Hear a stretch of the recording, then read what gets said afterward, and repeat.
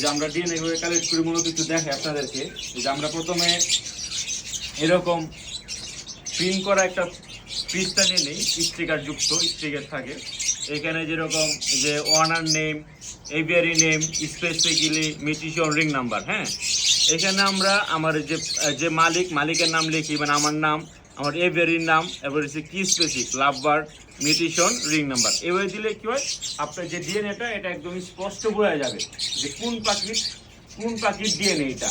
হ্যাঁ, কোন পাখির কি রেজাল্ট এটা একদম বোঝা যাবে। তারপর আমরা কি করি, যেমন এরকম জিপার ব্যাগ পাওয়া যায়, এটা 3/4 সাইজ এই জিপার ব্যাগটা। এই 3/4 সাইজে আমরা এরকম 4-5টা ফেদার, যে আমি মূলত ওদের লেজের ফেদার আর যে এখানকার বুকের ফেদার কালেক্ট করি, মূলত আমার কাছে এটাই ভালো মনে হয়।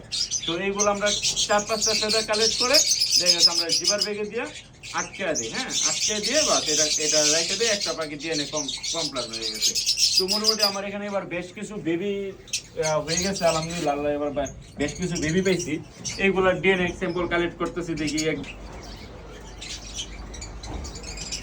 যেগুলি স্যাম্পল কালেক্ট করা হয়ে গেছে।